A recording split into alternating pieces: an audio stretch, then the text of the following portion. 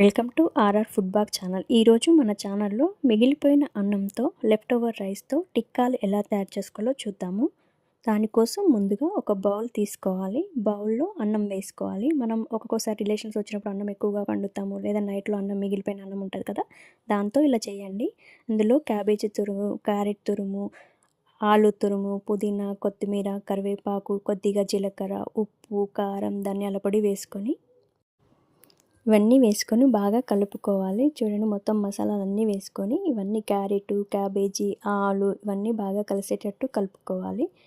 ఇవన్నీ కలిస్తే ఒక ముద్దలాగా వస్తే పర్లేదండి. మనకు ఒక ముద్దలాగా రాకపోతే దీంట్లో కొద్దిగా బియ్యం పిండి కానీ, గోధుమ పిండి కానీ, కార్న్‌ఫ్లోర్ కానీ, శనగపిండి కానీ మీ అవైలబుల్‌లో ఉన్న పిండి వేసుకొని ముద్దలాగా కలుపుకోండి. అంటే దీన్ని పిసికితే మనకు ఒక ముద్దలాగా రావాలి. అప్పుడు మనకు షేప్ చక్కగా వస్తుంది. చూడండి, ఇక్కడ నేను బియ్యం పిండి వేసి పిసుక్కుంటున్నాను. కొంచెం నాకు బియ్యం పిండి అవైలబుల్లో ఉంది కాబట్టి బియ్యం పిండి వేసుకున్నాను. ఇది మంచిగా పిసికితే మనకు ఒక షేప్ రావాలి. ఇది మొత్తం మనకు ఒక షేప్ వస్తే టిక్కా మంచిగా వస్తుంది. చూడండి, ఇప్పుడు నేను ఇక్కడ ఒక రౌండ్ షేప్ చేసుకుంటున్నాను టిక్కాని.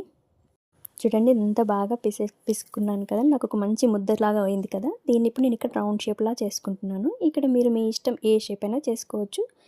హార్ట్ షేప్ కానీ, ఓవెల్ షేప్ కానీ, స్క్వేర్ షేప్ కానీ ఎలాగైనా చేసేసుకోండి. ఇవన్నీ చేసుకొని ఒక ప్లేట్లో పెట్టేసుకోండి.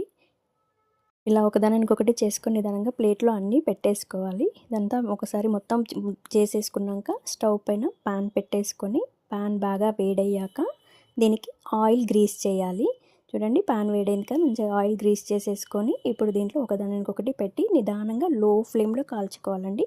హై ఫ్లేమ్ పెడితే ఏంటంటే పైన ఎర్రపడి లోపల బాయిల్డ్ అవ్వదు, కాబట్టి లో ఫ్లేమ్లో కాల్చుకుంటే చక్కగా కాలుతాయి. లో ఫ్లేమ్లో మన టిక్కాలు ఎర్రగా చక్కగా ఫ్రై అయిపోయినాయి కదా. ఒకసారి మీరు కూడా ఇలా ట్రై చేసి చూడండి. దీన్ని కచప్తో తిన్నా, డైరెక్ట్గా తిన్నా సూపర్ టేస్టీగా ఉంటుంది. Thank you for watching my channel.